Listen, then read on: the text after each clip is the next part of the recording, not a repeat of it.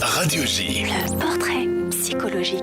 Et comme toujours à la fin de cette émission, nous avons pour habitude de débriefer ces minutes passées ensemble. Bernard Mabille, on ne vous a pas oublié tout de suite. C'est donc votre portrait. J'ai écouté des choses, j'ai entendu des choses très intéressantes. Et on va y aller parce que je vous assure que vraiment c'est très très joli à voir. Tout de suite, c'est donc votre portrait fait par Nathalie Dodrieux qui a pris des notes mais très attentivement.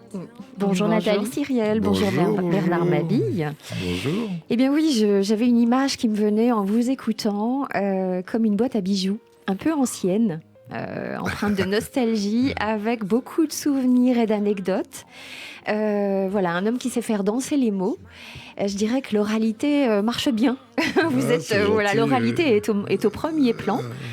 Et c'était une dynamique qui est très au premier plan, au devant de la scène. Et alors que le corps est plutôt au ralenti, très calme, très posé, beaucoup d'ancrage et une colonne vertébrale toujours bien droite.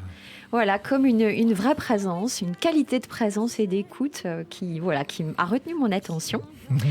Au-delà de faire danser les mots, il y a peut-être aussi dans le climat familial qui est décrit dans votre enfance, le fait qu'à table on parle. C'est pas à table on regarde la télé, climat où on échange, il y a du partage. C'est peut-être déjà le conditionnement qui aurait pu être un peu étriqué, étriquant, où ça parle de politique, mais en fait c'est une ouverture qui s'est créée chez vous. Et tout de suite, il y a cette notion de partage, de camaraderie qui en découle, votre partenariat. Absolument, c'est tout de suite un fil rouge qui vient de la table familiale où il y a quelque chose d'ouvert. Et donc ensuite, il y a l'amitié, la camaraderie, le partage, une façon de diffuser naturellement. Et donc, vous faites tout de suite ces parallèles entre si je veux marquer les esprits, il faut que je me démarque. Donc, il y a tout de suite être déconnant.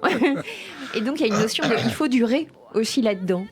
Vous savez, quand on s'appelle Mabille, on est un peu obligé de faire rire parce que le nom est assez... J'ai été très très mal à l'aise avec ce nom, qui est mon nom d'ailleurs, mais très très mal à l'aise, très mal à l'aise. Je n'osais pas lever le doigt à l'école, j'avais peur qu'on se moque du nom, c'est bizarre. C'est une identité, c'est vrai. Donc je me suis dit, il faut que je fasse le clown, quoi. Et du coup, ça découle d'une autre identité, qui peut être un masque, un écran pour pouvoir se présenter au monde et pouvoir fonctionner avec ça. C'est la fonction de l'ego aussi.